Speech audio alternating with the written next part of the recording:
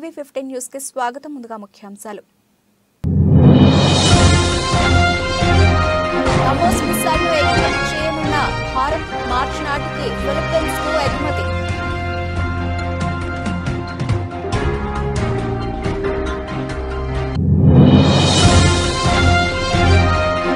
తరచూ కూటమి మార్చే నితీష్ కు ప్రజలు తగిన బుద్ధి చెబుతారు. స్ట్రాంగ్ వార్నింగ్ ఇచ్చిన ఎన్సీపీ చీఫ్ శరద్ పవార్.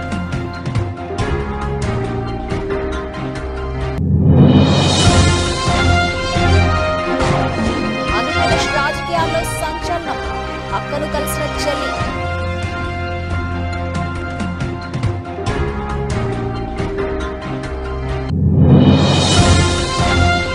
హామీలపై ప్రశ్నిస్తే కాంగ్రెస్ కి ప్రజలే తగిన బుద్ధి చెబుతారు.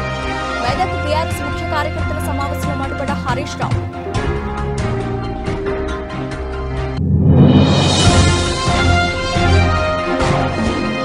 రెండో టెస్టుకు ముందు టీమిండియాకు భారీ షాక్. రెండో టెస్టు మ్యాచ్ కు దూరంగా రవీంద్ర జడేజా.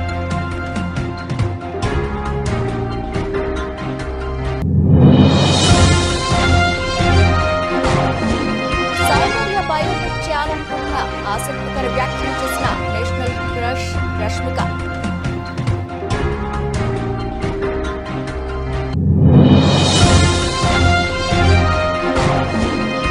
స్టాక్ మార్కెట్లో పునరుత్తేజం. 71,000 పైన సెన్సెక్స్, 21,500 దాటిన నిఫ్టీ. వీటికి డీటెయిల్స్ చూస్తే రక్షణ శాఖకు అత్యాధునిక ఆయుధాలను తయారు చేసి ఇవ్వడంలో గణనీయమైన ప్రగతి సాధించామని defence research and development organisation chairman doctor Samir V Kamat తాజాగా తెలిపారు. బ్రహ్మోస్ క్షిపణుల ప్రయోగానికి అవసరమయ్యే లాంచర్లను దేశీయంగా అభివృద్ధి చేసినట్లు వివరించారు. మరో 10 రోజుల్లో వీటిని ఎగుమతి చేసేందుకు ఏర్పాట్లు చేస్తున్నామని పేర్కొన్నారు. డిఆర్డీఓ అభివృద్ధి చేసిన పలు ఉత్పత్తులు త్రివిధ దళాలకు ఎంతగానో ఉపయోగకరంగా ఉంటాయని చెప్పారు. దాదాపుగా 4.94 లక్షల కోట్ల రూపాయల విలువైన ఉత్పత్తులను ఇప్పటి వరకు ఆర్మీకి అందజేశామని, రాబోయే రోజుల్లో మరిన్ని మెరుగైన ఉత్పత్తులను అందజేస్తామని తెలిపారు. ఈ ఏడాది మార్చి నాటికి బ్రహ్మోస్ సూపర్ సోనిక్ క్రూయిజ్ క్షిపణులను ఫిలిప్పీన్స్ కు ఎగుమతి చేయనున్నట్లు తెలిపారు. గడిచిన 5-6 ఏళ్లలో రక్షణ శాఖ సమకూర్చుకున్న వివిధ ఉత్పత్తులలో 60 నుండి 70% ఉత్పత్తులు డిఆర్డీఓ అభివృద్ధి చేసినవేనని డాక్టర్ కామత్ వివరించారు. మున్ముందు ఇది మరింత పెరుగుతుందని చెప్పారు. బ్రహ్మోస్ క్షిపణులను రష్యాతో కలిసి తయారు చేసినట్లు వివరించారు. ఈ క్షిపణులను ప్రయోగించేందుకు అవసరమైన లాంచర్లను డిఆర్డీఓ అభివృద్ధి చేస్తోందని తెలిపారు. వీటిని విదేశాలకు ఎగుమతి చేస్తున్నామని, మరో 10 రోజుల్లో తొలి కన్సైన్మెంట్ పంపబోతున్నామని వివరించారు. డిఫెన్స్ టెక్నాలజీలో అభివృద్ధి చెందిన దేశాలకు ధీటుగా భారత్ను నిలబెడుతున్నట్లు పేర్కొన్నారు. ముఖ్యమంత్రి పీఠం కోసం తరచూ కూటములు మార్చే జేడీయూ అధ్యక్షుడు బీహార్ సీఎం నితీష్ కుమార్ కు ప్రజలే తగిన బుద్ధి చెబుతారని ఎన్సీపీ అధినేత శరద్ పవార్ అన్నారు. ఇంత స్వల్ప వ్యవధిలో అతడు కూటమి ఎందుకు మారాడో తనకు తెలియదని తెలిపారు. దేశంలో బీజేపీకి వ్యతిరేకంగా పోరాడుతున్న వారిలో నితీష్ ఒకరు. అయితే అకస్మాత్తుగా ఏం జరిగింది నాకు తెలియదు, కానీ భవిష్యత్తులో ప్రజలు తగిన గుణపాఠం చెబుతారని వ్యాఖ్యానించారు. ఇంత స్వల్ప కాలంలో ఇలాంటి ఘటనలు చోటు చేసుకోవడం ఇంత ముందెన్నడూ కూడా తాను చూడలేదని పేర్కొన్నారు. బీజేపీ వ్యతిరేక పార్టీలన్నింటినీ పాట్నాకు పిలిచినట్లు తనకు గుర్తుందని చెప్పారు. అయితే బీజేపీ వ్యతిరేక పోరాటాన్ని వదిలేసేంతగా గత 10-15 రోజుల్లో ఏం జరిగిందో తనకు తెలియదన్నారు. ఉన్నట్లుండి ఆయన కాషాయ పార్టీతో చేతులు కలిపారని, కొత్త ప్రభుత్వాన్ని ఏర్పాటు చేశారని వెల్లడించారు. జేడీయూ నేత జార్ఖండ్ సీఎం నితీష్ కుమార్ తన పదవికి ఆదివారం రాజీనామా చేసిన విషయం తెలిసిందే. ఆర్జేడీ, కాంగ్రెస్ పార్టీలతో కూడిన మహాగఠ్ బంధన్ కూటమి నుంచి బయటకు వచ్చిన ఆయన ఎన్డీఏలో చేరారు. బీజేపీతో కలిసి ప్రభుత్వాన్ని ఏర్పాటు చేశారు.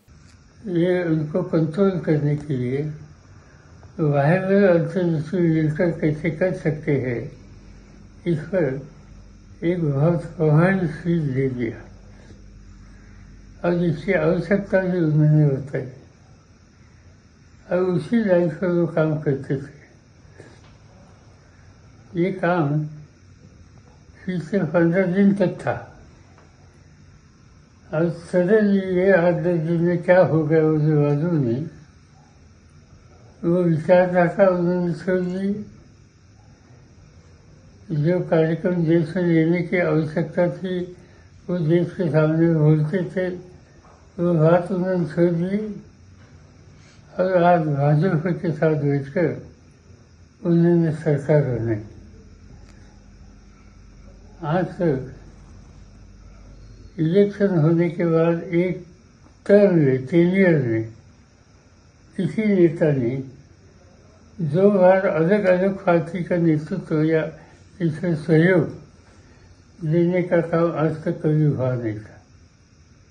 नीतीश जी ने वो रिकॉर्ड किया, वो लीडर्स के साथ थे।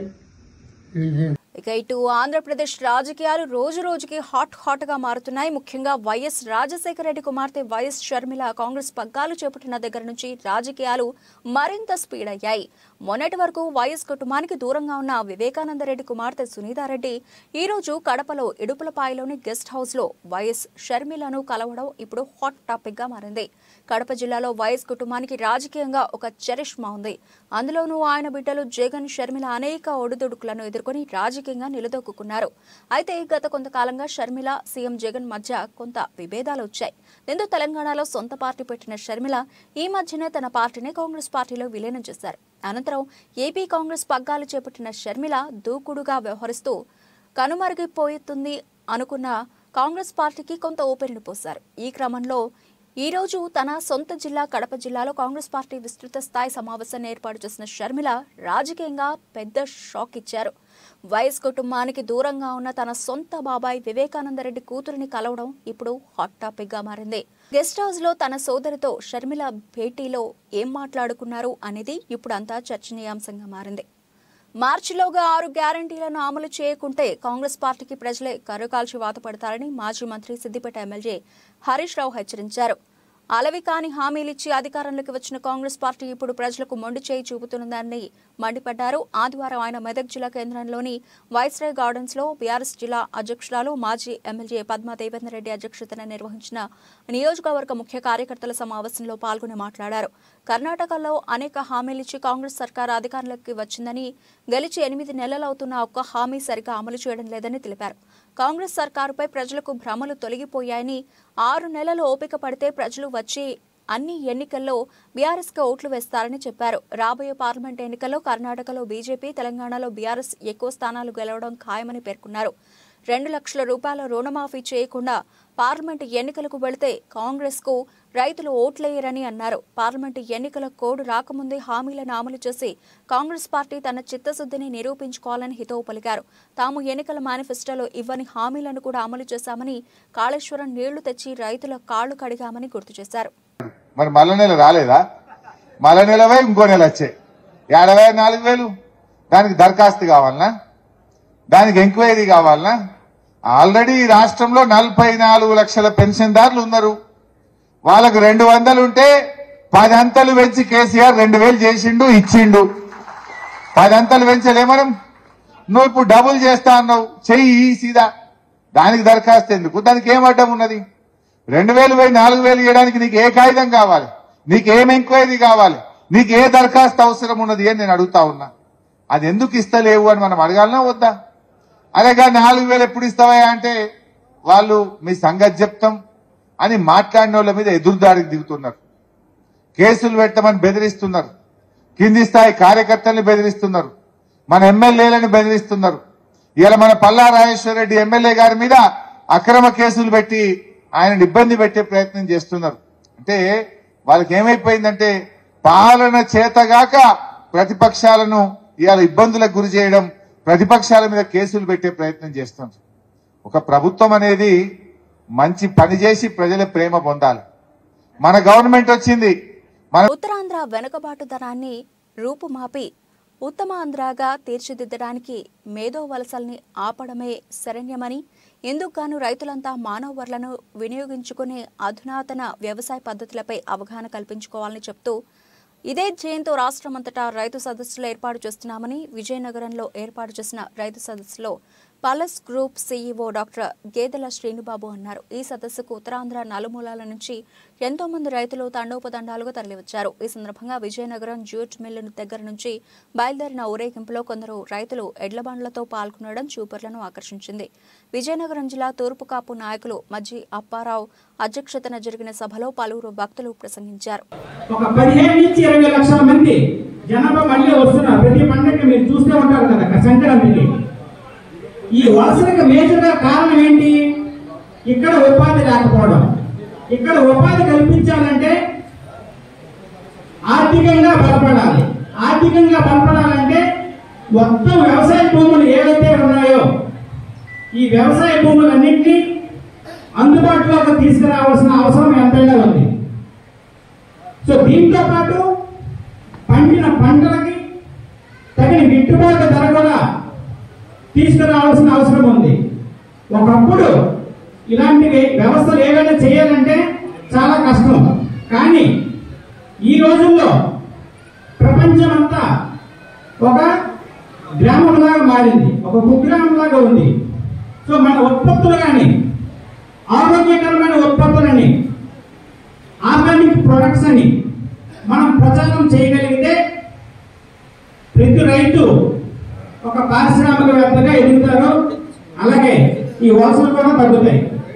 నాకు తెలిసిన గణాంకాల వరకు 1991 వరకు మన విజయనగరం జిల్లాలో దాదాపుగా జగిత్యాల జిల్లా ధర్మపూర్ పట్టణంలోని శ్రీ లక్ష్మీ నరసింహస్వామి ఆలయంలో సంకష్టహార చతుర్థి సందర్భంగా అనుబంధ దేవాలయమైన శ్రీ రామలింగేశ్వర స్వామివారి దేవస్థానంలో గల గణపతికి గణపతి ఉపనిషత్తుల్లో అభిషేకం, విశేష పూజలు, హారతి, మంత్రపుష్పం కార్యక్రమాలు అత్యంత వైభవంగా నిర్వహించారు. ఈ కార్యక్రమంలో దేవస్థాన కార్యనిర్వహణాధికారి Sankatala Srinivas, renovation committee chairman Indarapu Ramaiah మరియు కమిటీ సభ్యులు, వేద పండితులు, Palipu Praveen Kumar, superintendent Kiran, senior assistant Aluvala Srinivas, అభిషేకం పురోహితులు పూజ రాజగోపాల్, అర్చకులు విశ్వనాథం, సాయి కుమార్, భక్తులు, గ్రామస్తులు పాల్గొన్నారు.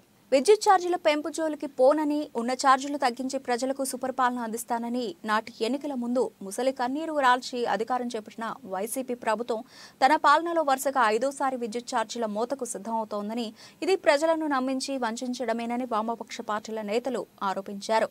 విద్యుత్ ఛార్జీల పెంపుపై ప్రజాభిప్రాయ సేకరణ చేపట్టడాన్ని నిరసిస్తూ సోమవారం గురుద్వారా ఈపీడీసీఎల్ కార్యాలయం ఎదుట వామపక్ష పార్టీలు ఆందోళన చేపట్టాయి. ఈ సందర్భంగా నేతలు మాట్లాడుతూ ఇది ప్రజాభిప్రాయ సేకరణ కాదని, బూటకపు అభిప్రాయ సేకరణ అని మండిపడ్డారు.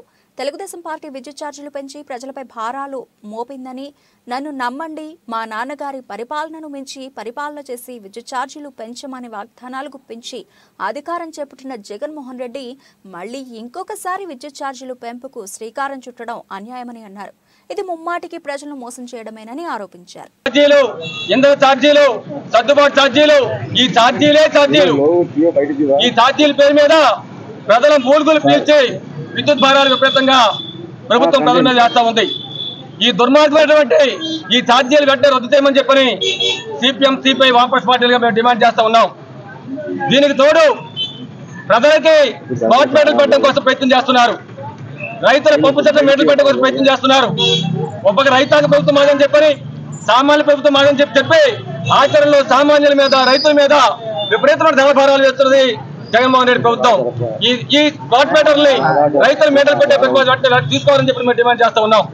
అలాగే 2020 విద్యుత్ సంస్కరణ చట్టం పేరు మీద కేంద్రంలో మోడీ ప్రభుత్వం విద్యుత్ రంగాన్ని పూర్తిగా తన గుప్పెట్లో తీసుకొని ఆదాని, అంబానీ వంటి కార్పొరేట్ శక్తుల చేతుల్లోకి విద్యుత్ రంగాన్ని పెట్టి ప్రజల మీద పెను భారాలు వేయడం కోసం ప్రయత్నం చేస్తుంటే, రాష్ట్రాల హక్కులు హరిస్తున్నటువంటి కేంద్రం మీద జగన్మోహన్ రెడ్డి ప్రభుత్వం పోట్లాడకుండా ఆ చట్టాన్ని ఈ రాష్ట్రంలో జీహూదూర్ అంటూ అమలు చేయడం కోసం పూనుకోవడం ప్రజలను వంచడం తప్ప ఇంకోటి కాదని చెప్పి స్పష్టంగా చెప్పగలుగుతున్నాం.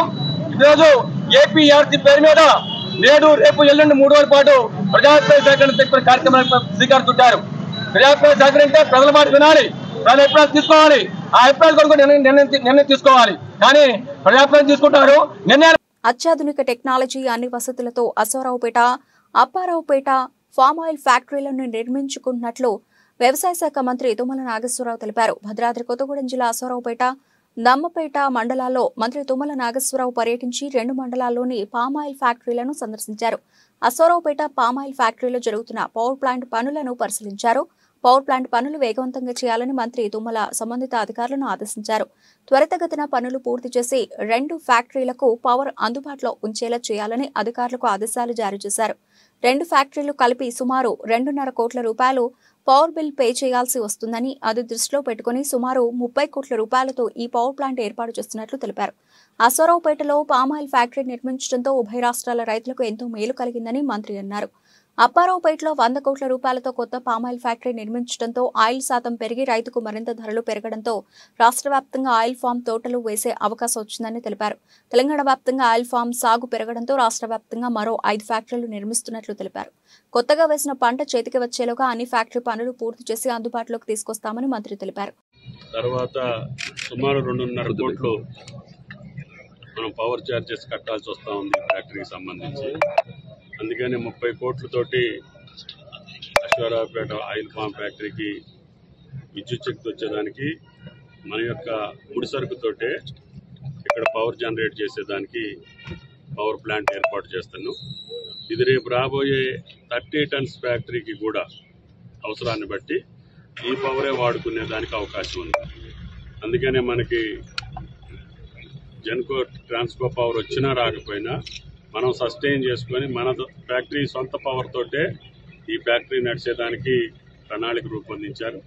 అది మే నెల కల్లా పూర్తయి ఈ సీజన్లోనే మనకి పవర్ జనరేట్ చేసే అవకాశం ఉంది. కాబట్టి అధికారుల్ని అదేవిధంగా ఏజెన్సీని కోరేది ఏంటంటే అనుకున్న టైంలో పూర్తి చేసుకుంటే మీకు మంచిది, రైతులకి మంచిది. దానివల్ల ఈ ఫ్యాక్టరీ కూడా సస్టైన్ అయ్యే అవకాశం ఉంది. ఇది ఇప్పటికి 60 టన్నులు చేశాం. భవిష్యత్తులో ఇంకా అవసరం అనుకుంటే పొడి భూముల్లో వ్యవసాయం చేసుకునే వాళ్ళు కానీ ఇంకా వేరే రైతులు కానీ ఇంకా ఒక 5-10 వేల ఎకరాలకైనా వస్తే ఈ మండలానికి సంబంధించి మనం ఇంకో 30 టన్స్ కట్టుకుందామని చెప్పి దానికి సరిపోని పవర్ ప్రాజెక్ట్ని ఇక్కడ ఏర్పాటు చేసుకుంటున్నాం. గంపలగూడెం వైసీపీ ఆత్మీయ సమావేశంలో రాజ్యసభ సభ్యులు అయోధ్య రామిరెడ్డి మాట్లాడుతూ జగన్ మాటను ఏ కార్యకర్త నాయకులైతే ప్రజల్లోకి తీసుకుని వెళుతున్నారో వారే సిసలైన జగన్ సైనికులు. జగన్ పాలన చూసి నాని మన పార్టీలో జాయిన్ అయ్యారు. జగన్ విజయవాడ ఎంపీగా ప్రకటించారు. తిరువూరు అంటే స్వామిదాసు, స్వామిదాస్ అంటే తిరువూరు పేరు పొందిన స్వామిదాసును మీ వైఎస్ఆర్ ఎమ్మెల్యేగా జగన్ ప్రకటించారు. ఈసారి ఎన్నికల్లో 175కి 175 స్థానాలు గెలవడానికి తిరువూరులో భారీ మెజారిటీతో గెలిచి నాంది పలకాలని రామిరెడ్డి పిలుపునిచ్చారు.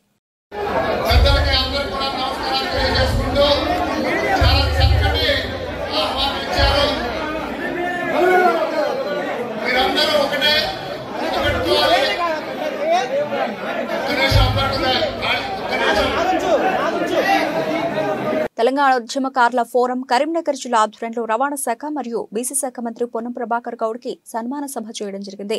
ఈ సందర్భంగా రాష్ట్ర చైర్మన్ చీమ శ్రీనివాసరావు మరియు జిల్లా చైర్మన్ కనకం కుమార్ స్వామి మాట్లాడుతూ ఉద్యమకారులకు 250 గజాల స్థలంతో పాటు 25,000 పెన్షన్ మరియు సంక్షేమ బోర్డు ఏర్పాటు చేయాలని కోరారు. ఈ సందర్భంగా మంత్రి పొన్నం ప్రభాకర్ మాట్లాడుతూ ఉద్యమకారులు ఎఫ్ఐఆర్తో పాటు బైండ్ ఓవర్ ఏదైనా ప్రూఫ్తో పారదర్శకంగా పథకాలను అమలు చేస్తామని హామీ ఇచ్చారు. కొట్టారెడ్డి వాళ్ళే కాదు, మీ అందరి ఆకాంక్షల్ని ఏ ఊరికి వెళ్ళినా ఆనాడు మా పార్టీ నాయకత్వం అడుగుతుంది, ఏం చేద్దామయ్యా అన్నా, ఏం లేదు సింగిల్ అజెండా కొట్లాడు అంటే ధైర్యాన్ని ఇచ్చినటువంటి వాళ్ళందరూ కూడా ఇవాళ తెలంగాణ కొట్టాడు. అందుకే మళ్ళీ చెప్తా ఉన్నా, ఇవాళ తప్పకుండా తెలంగాణ ఉద్యమంలో కూడా భాగస్వాములై పాల్పంచుకున్న వాళ్ళందరికీ న్యాయం చేసే బాధ్యత కాంగ్రెస్ పార్టీ, కాంగ్రెస్ ప్రభుత్వం. ఆ ప్రక్రియకు అనుగుణంగా మీరందరూ ప్రజాపాలన అప్లికేషన్ పెట్టుకున్నారని అనుకుంటా ఉన్నాం.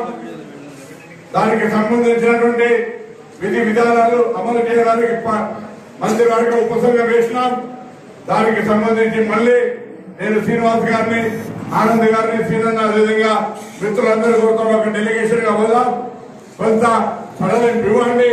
హ్యాండ్ ఓవర్ అయినటువంటి వాళ్ళకో ఈడీ ఎంటర్ ఉన్నటువంటి వాళ్ళకో ఇతరత్ర ఆధారాలు ఉంటాయని చెప్పేటువంటి విధంగా మనం దానిలో మార్గదర్శకత్వం చేద్దాం. కానీ తప్పకుండా రాష్ట్రంలో టీడీపీతో బీజేపీ పొత్తు ఉంటుందని విస్తృత ప్రచారం జరుగుతున్న నేపథ్యంలో ఆ పార్టీ నేత మైలవరం నియోజకవర్గ ఇన్ఛార్జ్ నూతల బాలకోటేశ్వరరావు సంచలన వ్యాఖ్యలు చేశారు. ఇబ్రహీంపట్నంలో జరిగిన మీడియా సమావేశంలో ప్రస్తుత రాజకీయ పరిణామాలపై ఆయన చేసిన ఈ ఆసక్తికర వ్యాఖ్యలు రాజకీయంగా చర్చనీయాంశంగా మారాయి. నూతల పార్టీ బాల నియోజకవర్గ నేతగా ఉన్నప్పటికీ రాష్ట్ర బీజేపీ అధినేత్రి దగ్గుపాటి పురంధరేశ్వరికి అత్యంత సన్నిహితంగా తమ్ముడిగా మెలుగుతారు అనే ప్రచారం ఉంది. ఈ నేపథ్యం ఆయన చేసిన రాజకీయ వ్యాఖ్యలకు ప్రాధాన్యం సంతరించుకుంది. రానున్న సార్వత్రిక ఎన్నికల్లో అన్ని నియోజకవర్గాల్లో బీజేపీ పోటీ చేస్తుందని బాలా స్పష్టం చేశారు. ఆంధ్ర రాష్ట్రంలో రాబోయే సార్వత్రిక ఎన్నికల్లో భారతీయ జనతా పార్టీ తరఫున మాజీ కేంద్ర మంత్రులు, మాజీ రాష్ట్ర మంత్రులు, మాజీ ఎమ్మెల్యేలు, మాజీ ఎమ్మెల్సీలు, మాజీ రాజ్యసభ సభ్యులు పోటీ చేయబోతా ఉన్నారు. అందులో భాగంగా ఎంతో ప్రతిష్టాత్మకమైన రాజకీయాలు, ఎంతో చైతన్యవంతమైన జిల్లా కృష్ణా జిల్లా, అందులో ఎన్టీఆర్ జిల్లా. ఎన్టీఆర్ జిల్లాలో కూడా మాజీ కేంద్ర మంత్రులు పోటీ చేయబోతా ఉన్నారు భారతీయ జనతా పార్టీ తరఫున. మెదక్ జిల్లా రామాయంపేట మండల కేంద్రంలో శ్రీ చిత్తారమ్మ దేవాలయం వార్షికోత్సవ ఉత్సవాలు అంగరంగ వైభవంగా నిర్వహించారు. చిత్తారమ్మ దశమ వార్షికోత్సవం పురస్కరించుకుని నేడు అమ్మవారికి కళ్యాణ మహోత్సవం కార్యక్రమాన్ని కన్నుల పండుగగా నిర్వహించారు. చిత్తారమ్మ జాతర ఉత్సవాల్లో మల్కాజ్గిరి మాజీ ఎమ్మెల్యే కాంగ్రెస్ పార్టీ నాయకులు హనుమంతరావు పాల్గొన్నారు. అమ్మవారికి ప్రత్యేక పూజలు నిర్వహించారు. ఈ సందర్భంగా మైనంపల్లి హనుమంతరావు సంఘం సభ్యులు ఘనంగా సన్మానించారు. అనంతరం ఏర్పాటు చేసిన సమావేశంలో ఆయన మాట్లాడుతూ పద్మశాలి కుల అభివృద్ధి కోసం తన వంతుగా కృషి చేస్తానని, మార్కండే దేవస్థానం అభివృద్ధి కోసం తన వంతు కృషి చేస్తానని తెలిపారు. అరే మీరు అడ్డం ఏంది కాస్తావు? అడ్డం రాకండి మొత్తం మీ కమిటీ అన్నతోటి కమిటీ ఎప్పుడు కూడా సత్యమలను నా పెద్దల లాగానే భావిస్తాను. వారు ఏదైనా అడిగినప్పుడు కాదనే సమస్య లేదు. తప్పకుండా ఆ గుడికి మా కాంట్రిబ్యూషన్ ఉంటుంది. ఏదైతే రామాయంపేట్ కాన్స్టిట్యున్సీ ఉన్నప్పటి నుంచి మీరందరూ కూడా నాకు అండగా ఉన్నారు. మొట్టమొదటిసారి నన్ను ఎమ్మెల్యే చేసిందే రామాయంపేట నుంచి. నా కనీసంలో ఊపి ఉండే వరకు నేను మర్చిపోయినాను. ఇప్పుడు కూడా మల్కాజ్గిరిలో ఎమ్మెల్యే ఉన్నప్పటికీ కూడా మెదక్ జిల్లా వాసులను ఎప్పుడు మర్చిపోనని చెప్పేవాడిని. మరి అదే విధంగా రామాయంపేట తర్వాత డిలిమినేషన్ లో మెదక్ అయింది. మెదక్ నుంచి కూడా మీరు గెలిపించడం జరిగింది. మరి తర్వాత నాకు బ్యాక్ పెయిన్ ఉండడం వల్ల హైదరాబాద్ షిఫ్ట్ అయ్యాను.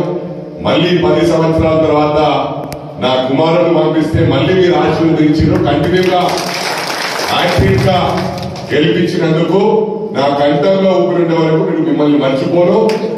ఒకటి ముఖ్యంగా గమనించాలి ఏంటంటే, ఎవరికైతే నేను పొలిటికల్ గా జీవితాన్ని ఇచ్చినో ఆ 2 సార్లు ఎమ్మెల్యే ఉన్నప్పుడు వాళ్ళు లేదు. ఇంకా ఈరోజు కుర్రోళ్ళు మొదలే యూత్ మొట్టమొదటి వచ్చిండ్రు. ఆ యూత్ తో పాటు పాత కార్యకర్తలు, అన్ని పార్టీల కార్యకర్తలు ఈరోజు సహకరించారు. కాంగ్రెస్ లో మొట్టమొదటి నుంచి వీళ్ళందరూ కూడా పనిచేసినప్పటికీ మేము కొత్తగా వచ్చిన ఉప్పల్ వేదికగా జరిగిన మొదటి టెస్ట్ మ్యాచ్ లో టీమిండియా 28 పరుగుల తేడాతో ఓటమి పాలైంది. గెలవాల్సిన మ్యాచ్ లో ఓడిపోవడం టీమిండియా అభిమానులకు పెద్ద shock.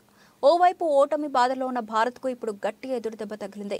Team India star allrounder Ravindra Jadeja రెండో టెస్ట్ మ్యాచ్ కు దూరమయ్యే అవకాశాలు ఎక్కువగా కనిపిస్తున్నాయి. మొదటి టెస్ట్ మ్యాచ్ లో అతడి తొడ కండరాలు పట్టేశాయి. ఉప్పల్ టెస్ట్ మ్యాచ్ లో రెండో ఇన్నింగ్స్ లో అదనపు పరుగు కోసం ప్రయత్నించిన రవీంద్ర జడేజాను బెన్ స్టోక్స్ రనౌట్ చేశాడు. ఆ సమయంలో వేగంగా పరిగెత్తుతూ ఉండగా జడేజా తొడ కండరాలు పట్టేశాయి. ఈ క్రమంలోనే జడేజా ఇబ్బంది పడుతూనే గ్రౌండ్ బయటకు వెళ్లాడు. అతడి నొప్పి తీవ్రత చాలా ఎక్కువగా ఉన్నట్లుగా తెలుస్తోంది. రవీంద్ర జడేజా గాయంపై మ్యాచ్ అనంతరం హెడ్ కోచ్ రాహుల్ ద్రావిడ్ స్పందించారు. ఈ విషయం గురించి ఇంకా ఫిజియోతో మాట్లాడలేదని చెప్పారు. కాబట్టి ఇప్పుడే అతడి పరిస్థితి గురించి తెలుపలేమన్నారు. సినీ పరిశ్రమలో బయోపిక్లు కొత్తేమీ కాదు. ఎప్పుడూ ఏదో ఒక బయోపిక్ వస్తూనే ఉంటుంది. సినీ పరిశ్రమలోని గొప్ప వ్యక్తులే కాక అన్ని రంగాల్లోని పలువురు ప్రముఖుల బయోపిక్స్ తెరకెక్కిస్తూ ఉంటారు. ఈ కోవలోనే ఒకప్పటి దివంగత స్టార్ హీరోయిన్ సౌందర్య బయోపిక్ కూడా తీస్తారని గతంలో వార్తలు వచ్చినా అధికారికంగా ఎవరూ ప్రకటించలేదు. 1992 నుండి 2002 వరకు దాదాపు 10 సంవత్సరాల తెలుగు, కన్నడ పరిశ్రమల్లో స్టార్ హీరోయిన్ గా వెలిగింది సౌందర్య. ఒకప్పుడు మహానటి సావిత్రి గురించి ఎలా చెప్పుకున్నారో ఆ తర్వాత సౌందర్య గురించి అలా చెప్పుకున్నారు. తన నటన, వ్యక్తిత్వంతో ఎంతో మంది అభిమానులను సంపాదించుకున్నారు. కానీ అనుకోకుండా ఓ హెలికాప్టర్ ప్రమాదంలో అర్ధాంతరంగా 2004లో మరణించారు. ఆమె మరణం అభిమానుల్లో, తెలుగు ప్రేక్షకుల్లో, సినీ పరిశ్రమలో తీరని లోటని ఏర్పరిచింది. సౌందర్య మరణించి దాదాపు 20 ఏళ్లు అవుతున్నా ఇంకా ఆమె నటనని, ఆమెని గుర్తు చేసుకుంటూనే ఉన్నారు. అయితే గతంలోనే సౌందర్య జీవితాన్ని బయోపిక్ గా తెరకెక్కిస్తామని పలు వార్తలు వచ్చాయి. కానీ అవి ఇప్పటివరకు కార్యరూపం దాల్చలేదు. తాజాగా రష్మిక మందన ఓ ఇంటర్వ్యూలో తాను ఇండస్ట్రీకి రాకముందు తమ నాన్న తాను కొంచెం సౌందర్యగారిలా ఉన్నానను అనేవాళ్లు. ఒకవేళ తాను అలాగే ఉన్నాను అనిపిస్తే సౌందర్య గారి బయోపిక్లో నటించాలని ఉంది. ఆమె జర్నీ అంటే నాకు చాలా ఇష్టం అని తెలిపింది. దీంతో ఇప్పుడు మరోసారి సౌందర్య బయోపిక్ చర్చగా మారింది. నటించడానికి రష్మిక రెడీగా ఉంది. మరి సౌందర్య బయోపిక్ ఎవరు తెరకెక్కిస్తారో చూడాలి. సౌందర్య అభిమానులు కూడా ఆమె బయోపిక్ రావాలని కోరుకుంటున్నారు. సౌందర్య బయోపిక్ వస్తే సావిత్రి బయోపిక్ మహానటిలాగే అది కూడా ఒక క్లాసిక్ సినిమాలా నిలిచిపోతుంది. శుక్రవారం నష్టాల్లో ముగిసిన ఇండియన్ స్టాక్ మార్కెట్లు ఈ రోజు ఉత్సాహంగా ప్రారంభమయ్యాయి. బ్యాంక్ నిఫ్టీలోనూ జోరు కనిపించింది. ఆసియా మార్కెట్ల నుంచి సానుకూల పవనాలకు బడ్జెట్ వారంలోని బులిష్నెస్ తోడవడంతో మన మార్కెట్ మెరుగ్గా కనిపిస్తోంది. పార్లమెంటు బడ్జెట్ సమావేశాలు జనవరి 31 నుంచి ప్రారంభమవుతాయి. ఫిబ్రవరి 1న ప్రభుత్వం బడ్జెట్ను సమర్పిస్తుంది. ఫిబ్రవరి ఎఫ్ఎన్ఓ సిరీస్ ఈ రోజు నుంచి ప్రారంభమైంది. ఆ ఉత్సాహం కూడా మార్కెట్కు తోడైంది. గత సెషన్లో శుక్రవారం 70,701 దగ్గర క్లోజ్ అయిన బీఎస్సీ సెన్సెక్స్ ఈ రోజు 267.43 పాయింట్లు లేదా 0.38% పెరుగుదలతో 70,968.10 స్థాయి వద్ద ఓపెన్ అయింది. శుక్రవారం 21,353 దగ్గర ఆగిన ఎన్ఎస్ఈ నిఫ్టీ ఈరోజు 80.50 పాయింట్లు లేదా 0.38% జంపుతో 21,433.10 స్థాయి వద్ద ప్రారంభమైంది. బ్రాడర్ మార్కెట్లలో BSE mid cap and small cap సూచీలు వరుసగా 0.4% అలాగే 0.8% వరకు పెరిగాయి. మార్కెట్ ప్రారంభ సమయంలో సెన్సెక్స్ 30 ప్యాక్లోని 25 stocks green zone, 5 stocks red జోన్లో ఉన్నాయి. సెన్సెక్స్ టాప్ గెయినర్స్లో సన్ఫార్మా 2.55% లాభపడింది. NTPC 1.72%, power grid 1.63%, Kotak Mahindra bank 1.59%, Axis bank 1.52% rally చేశాయి. మరోవైపు ఐటీసీ, జేఎస్డబ్ల్యూ స్టీల్, ఇన్ఫోసిస్ స్వల్ప నష్టాల్లో ట్రేడ్ అవుతున్నాయి. నిఫ్టీ 50 ప్యాక్లోని 40 స్టాక్స్ లాభపడగా 10 స్టాక్స్ పతనంలో ఉన్నాయి. నిఫ్టీ టాప్ గెయినర్స్లో అదానీ ఎంటర్ప్రైజెస్ 5.09%, ఓఎన్జీసీ 4.17% లాభపడ్డాయి. Adani ports 3.74%, Sun Pharma 3.05%, SBI life 2.44% బలాన్ని ప్రదర్శిస్తున్నాయి. బులెటిన్ ముగించే ముందు హెడ్లైన్స్ మరోసారి.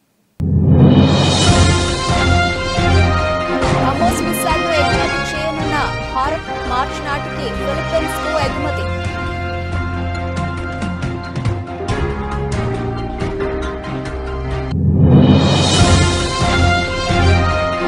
తరచూ కూటమిని మార్చే నితీష్కు ప్రజలు తగిన బుద్ధి చెబుతారు. స్ట్రాంగ్ వార్నింగ్ ఇచ్చిన ఎన్సీపీ చీఫ్ శరద్ పవార్.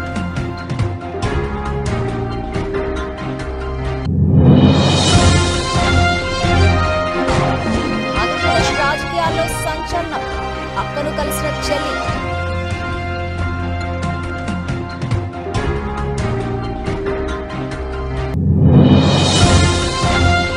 హామీలపై ప్రశ్నిస్తే తాడులో ఉంటారా? కాంగ్రెస్ కి ప్రజలే తగిన బుద్ధి చెబుతారు.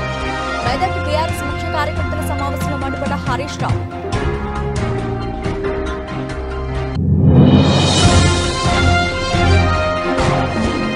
రెండో టెస్టుకు ముందు టీమిండియాకు భారీ షాక్. రెండో టెస్ట్ మ్యాచ్ కు దూరంగా రవీంద్ర జడేజా.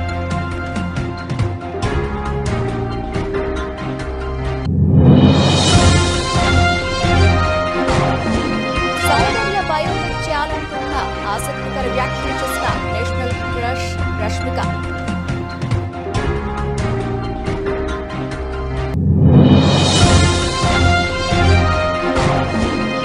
స్టాక్ మార్కెట్లో పునరుత్తేజం. 71,000 పైన సెన్సెక్స్, 21,500 దాటిన నిఫ్టీ. ఇవి ఇప్పటివరకు నబిల్చిన అప్డేట్స్. మరిన్ని అప్డేట్స్తో మళ్ళీ కలుద్దాం. అంతవరకు సెలవు. నమస్తే.